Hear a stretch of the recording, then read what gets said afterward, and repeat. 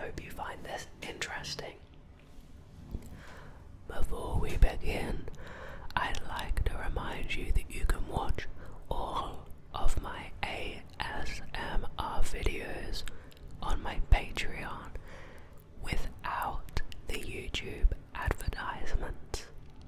Okay, if you have anything you want me to whisper about or learn about, or a video idea, please leave it in the comments below. I'm sure I'd be interested to hear what you have to say. Okay. Jeff, also referred to as the talking mongoose or the Dalby spook, was an allegedly talking mongoose which inhabited a farmhouse owned by the Irving family located at Cashin's Gap near the hamlet of Dalby on the Isle of Man. The story was given extensive coverage by the tabloid press. Sounds like the sort of media that would cover this thing. In Britain, in the early 30s, the Irving's claims gained the attention of parapsychologists and ghost hunters such as Harry Price, Hereward Carrington, and Nandor Fedor.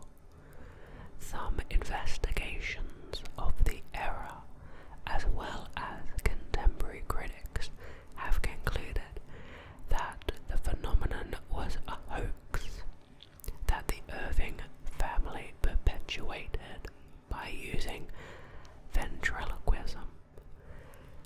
I wonder how they did that, like wait for the mongoose to open its mouth and then pretend to talk. Or was there something going on?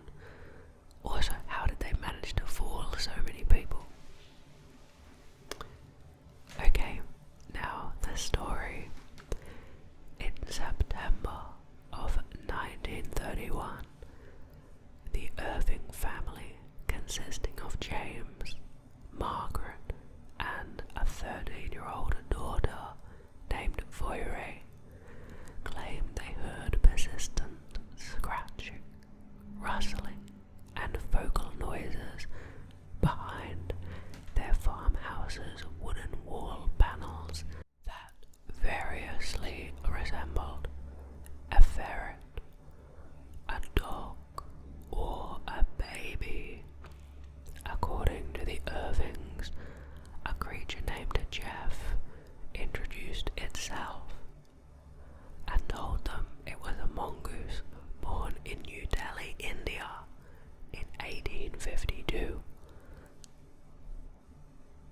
What? So, a 70-year-old mongoose from India. According to Foyre, Jeff was the size of a small rat with yellowish fur and a large, bushy tail. The Irvings claim that Jeff had communicated to them that he was an extra clever mongoose, an earthbound spirit, and a ghost in the form of a mongoose, and once said, "I am a freak, I have hands and I have feet, and if you saw me you'd faint, you'd be petrified, mummified, turned into stone, or a pillar of salt." The Irvings made various claims about Jeff.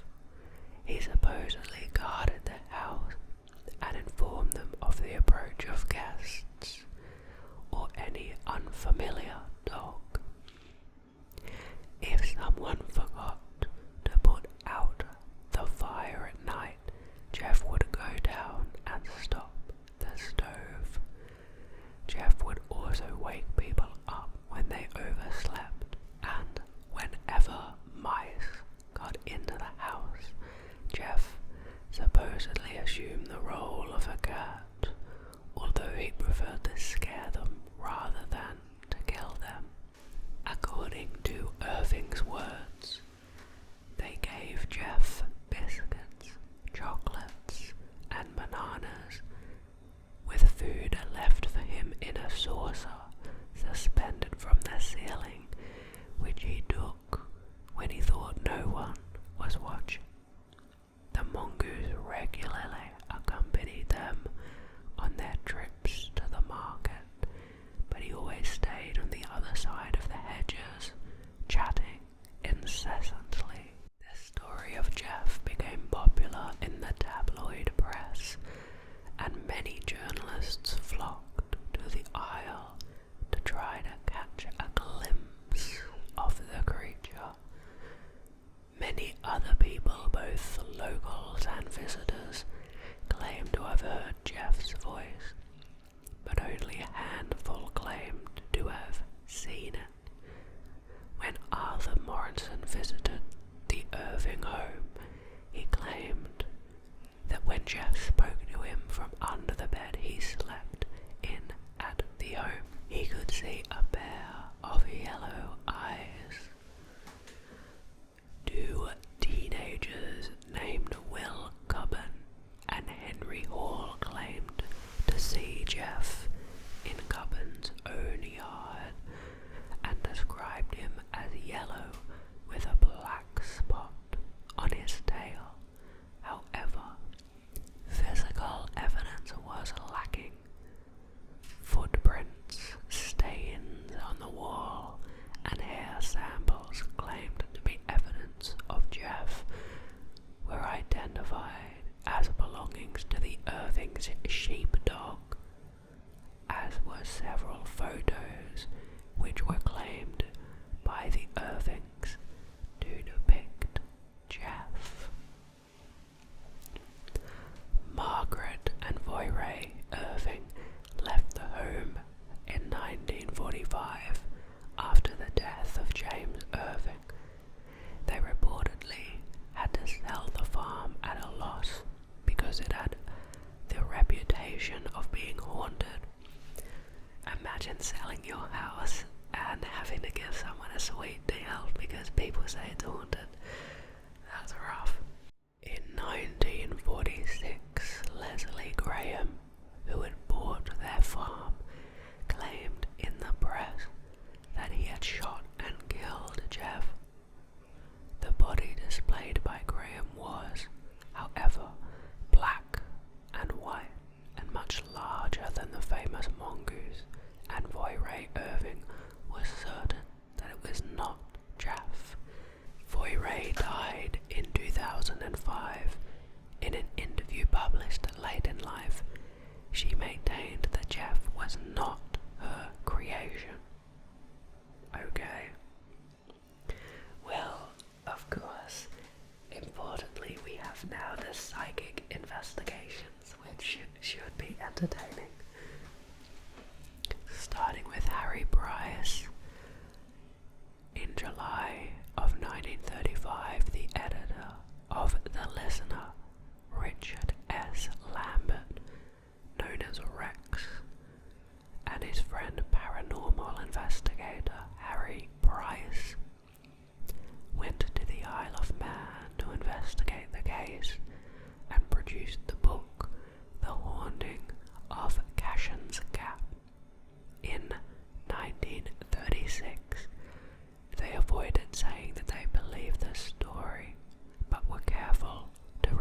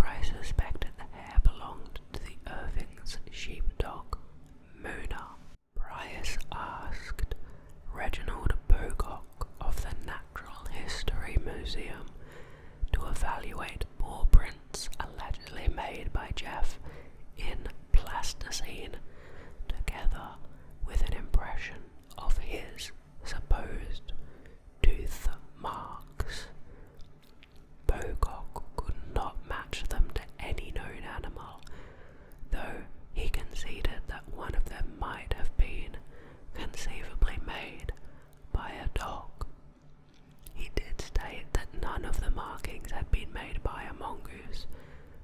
The diaries of James Irving, along with reports about the case, are in Harry Price's archives in the Senate House Library, University of London. Upon visiting the Irvings, Price observed double walls of wooden panelling covering the interior rooms of the old stone farmhouse, which featured considerable interior air space between the stone, as well as walls also made of wood that made the whole house one great speaking tube, with walls like soundboards.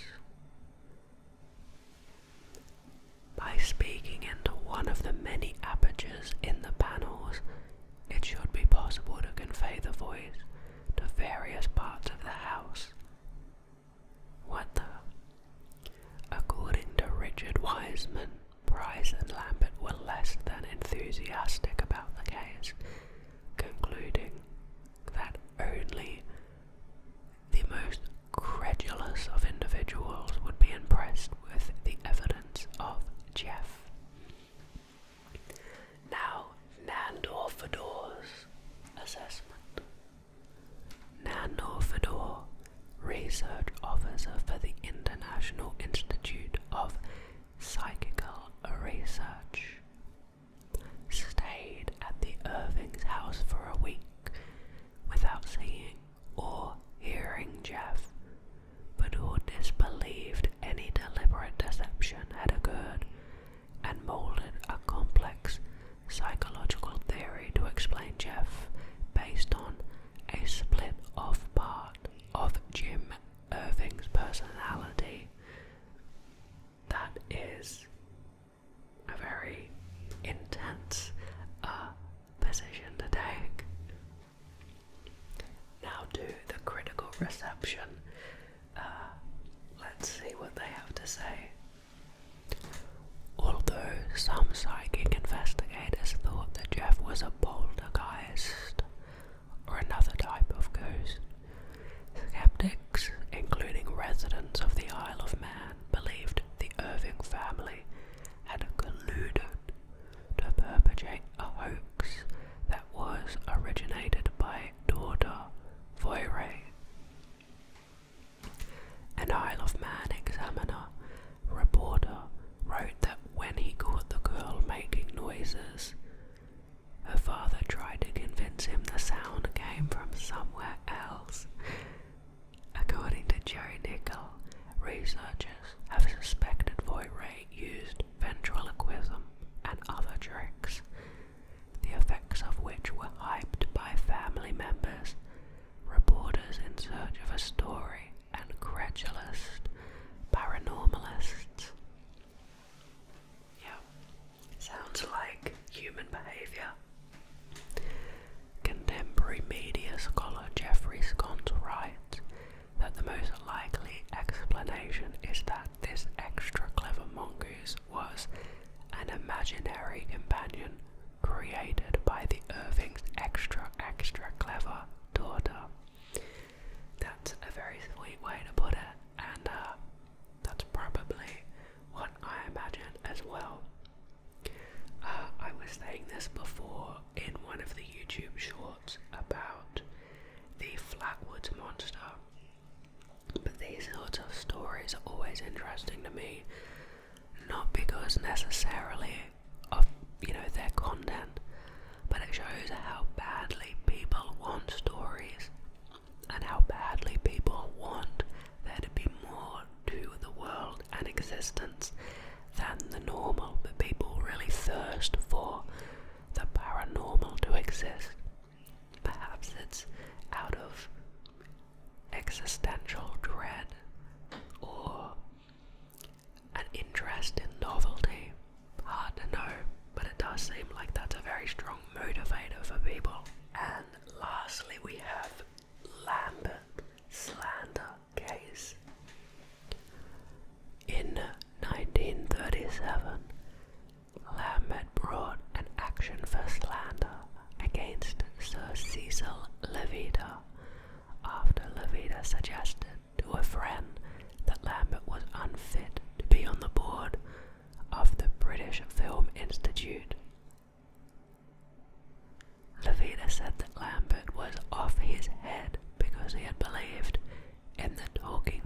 Mongoose and the Evil Eye.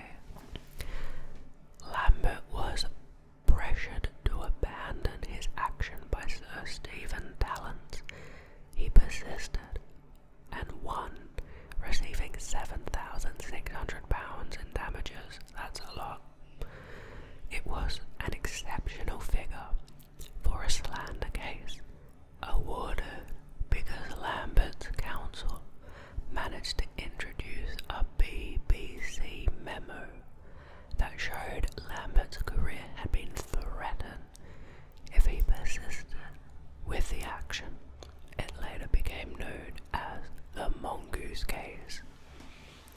Interesting. I did not expect there to be that little bit of drama at the end there. I hope you liked this story. It's very cute, and also very random to think of a haunted poltergeist 70-year-old mongoose from India. Just the height of absolute random, and if it was an invention of Voiray as a young girl, that's very inventive and creative, and I hope that she went on to have a wonderful life after these events, and that she remembered it as a fun sort of time in her childhood. And wow, for those of you interested in lore, that case at the end there is very significant, because £7,600 in 1937 is crazy. Thank you so much for watching. I'm very grateful to all of you for supporting